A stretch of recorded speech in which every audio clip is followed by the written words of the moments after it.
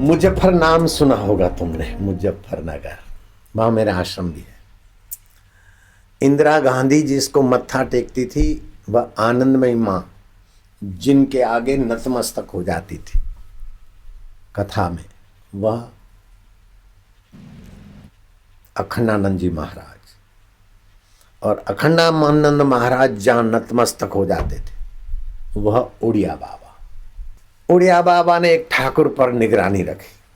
अरे बोले, ठाकुर तू तो पक्का आर्य समाजी है और ये माला लेकर कृष्ण का तिलक करके ओम नमो भगवते वासुदेव रटता है, ये मेरे को समझ में नहीं आता। ठाकुर बोला, बाबा जी मैं आपको बताऊंगा, आप हंसोगे। मैं 21-22 साल का था। मैं वाराणसी गया काम धंधा के कुछ हिसाब, तो मैं पहलवानी करता था। मुझे अभी भी लोग जानते ठाकुर पहलवान। तो वहां के कोई वास्तव में जो जमींदार बड़े ठाकुर साहब थे उनको पहलवान की आवश्यकता थी, मेरे को उन्होंने रख लिया। वो बड़े कृष्ण के भक्त थे ठाकुर साहब। मैं तो पहलवान ठाकुर और वो मेरे को सर्विस में रखने वाले ठाकुर साहब, समझ गए? वाराणसी का ठाकुर साहब और मुजफ्फरनगर का पहलवान ठाकुर, दो की कथा चल रही है, ठीक है। मुझको उस ठाकुर साहब ने रख लिया। वो ठाकुर साहब क्या करते थे, जमींदारी थी और वास्तव में बड़े दिल के ठाकुर थे। मान अपमान में उनको चोट नहीं लगती थी, ईगो का गुब्बारा नहीं था वो मेरे ठाकुर साहब को। मैं पहलवानी तो करता था, मालिश आदि करता था, लेकिन मैं था कट्टर आर्य समाजी। ठाकुर साहब ने बना रखा था कृष्ण का मंदिर। वो मंदिर में जाते मुझे ठाकुर साहब पर भी हंसी आती और मंदिर के पुजारी पर भी मैं हंसी करता। ठाकुर साहब के यहाँ से कामकाज करके फिर मैं आर्य समाज में जाता, हवन भवन करता और कृष्ण के भक्तों की मैं खिल्ली उड़ाता। ये मेरी पुरानी आदत थी। वो पहलवान ठाकुर बोल रहा है, कितना सज्जन आदमी है, अपनी सारी दिल खोल के बात बोल रहा है। तो क्या हुआ, एक रात को पुजारी मेरे नजीक सोया। मैंने पुजारी को कोसा कि क्या तुम कृष्ण कृष्ण करते हो। ऐसे करके मैंने ऐसी खरी खोटी सुनाई कि पुजारी के दिल को चोट लगी। पुजारी अपना बिस्तर उठाकर दूर जाकर लेटा। मैं क्या देखता हूं, मुझे नींद आ गई और नींद में देखा कि सवेरा हो गया, रोशनी रोशनी मानो सुबह हो गया। और एक लड़के को मैं देख रहा हूं, मेरे सामने देखकर वो हंस रहा है। मैं कह रहे क्यों हंस रहा है, मेरा लोटा अंगोछा ले आ वहां। तो उसने मेरे को ठुंगा दिखाया, ले। अब मेरा तो जातीय ठाकुर स्वभाव, मेरे को लगी चोट, पहलवान था। मैंने कहा तू मेरे को ठुंगा दिखाता, मैं तेरे खबर करता हूँ, ये तेरे अंगूठा पकड़ के मसल के तोड़ दूंगा। मैं उस लड़के को पकड़ने गया तो लड़का तखत के चारों तरफ घूमे, मैं उसको दौड़ने को पकड़ूं और वो पकड़ में नहीं आए। आखिर मेरी दौड़ और उसकी दौड़ की आवाज सुनकर पुजारी और हमारे ठाकुर साहब और ये सब देखते रह गए कि पहलवान दौड़ क्यों लगा रहा है। बोले देखो ना, आज का छोरा मुझे अंगूठा दिखाता है। वो लोग देखते देखते मेरी हंसी उड़ाने लगे। मैंने कहा आप हंस रहे हो? बोले ये श्री कृष्ण तुझे दिखा रहा है अंगूठा, अपने पहलवानी का अहंकार तुझे सता रहा है, दो सच्चे शब्द सुनने की ताकत नहीं है, इसलिए कृष्ण तेरी हवा निकालना चाहते। मैंने कहा ऐसे ऐसे मैं नहीं मानता। घड़ी में देखा तो 1 बजा है, मुझे रोशनी दिख रही है और मैं अंगोछा और वो मांग रहा हूं लोटा, जिससे उसने मेरे को अंगूठा दिखाया। अब वो मेरे ठाकुर साहब और मेरे पुजारी मेरे पर हंसते लेकिन प्यार मेरे को खूब करते थे। मैंने कहा पुजारी अब मैं तुमको नहीं कोसूंगा, अब मैं तुम्हारी बात सुनी अनसुनी करूंगा, कोसूंगा नहीं। फिर 21 दिन बीते तो ठाकुर साहब का बेटा जो ननिहाल चला गया था, वो मंदिर में मेरे सामने मुझे दिखा। मैंने कहा अरे तू कहाँ से आया? बोले मैं तो 3 दिन पहले से आया हूँ। अरे मैं तेरे घर में रहता हूँ, 3 दिन पहले से आया, दिखा क्यों नहीं? तो फिर उसने वही अंगूठा दिखाया। बाबा जी मैं सच बोलता हूँ, मेरे को उस ठाकुर साहब के बेटे पर बड़ा गुस्सा आया। मैं उस बेटे को पकड़ने गया, मालिक के बेटे को, तो भागता हुआ ठाकुर साहब के घर में घुस गया।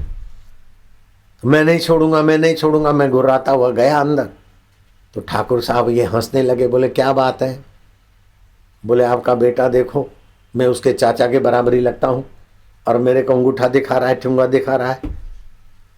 बोले मेरा बेटा तो ननिहाल में। अरे बोले वो मंदिर में दिखा था मेरे को और बोलता मैं 3 दिन से आया हूं।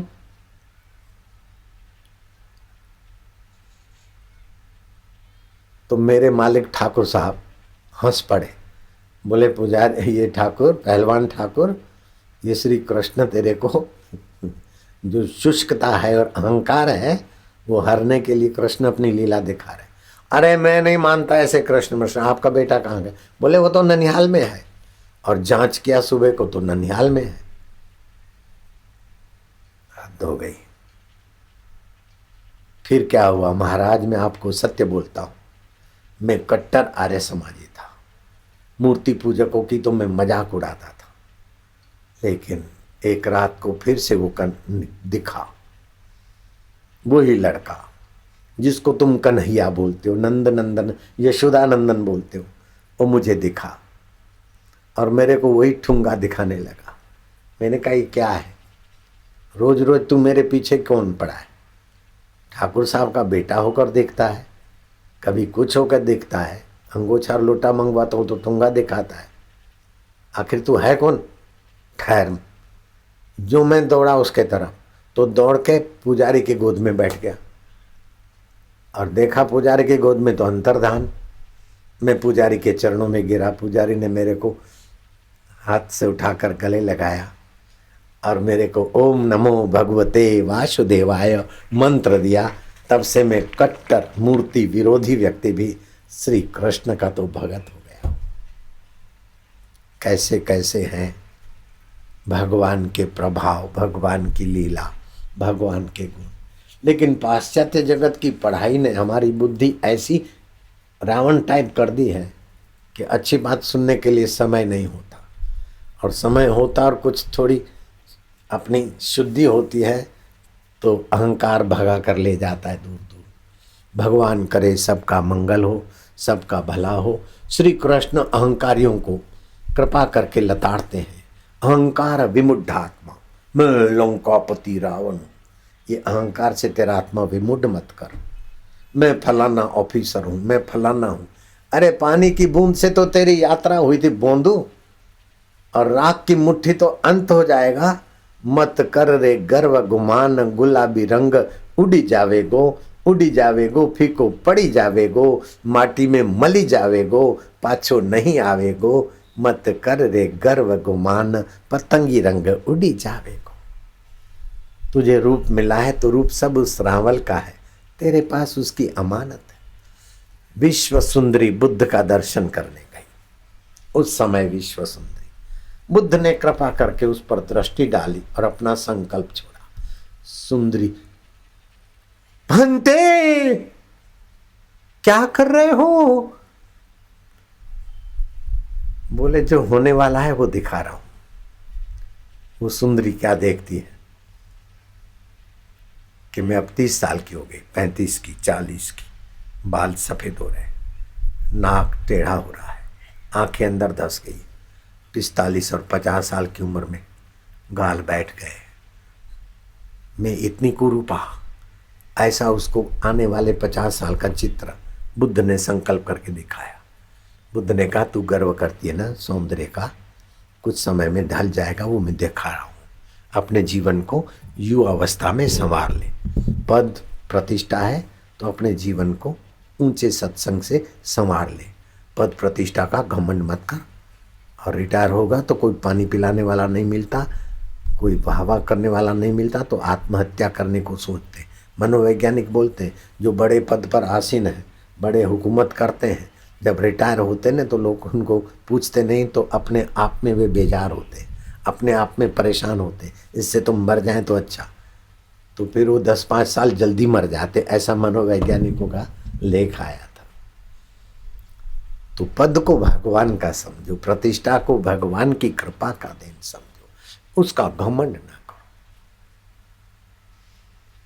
और जितना निर्दोष हृदय होगा, जितना सरल हृदय होगा, उतना अंतर्यामी प्रभु का सत स्वभाव, चेतन स्वभाव, आनंद स्वभाव तुम्हारे द्वारा निखरेगा।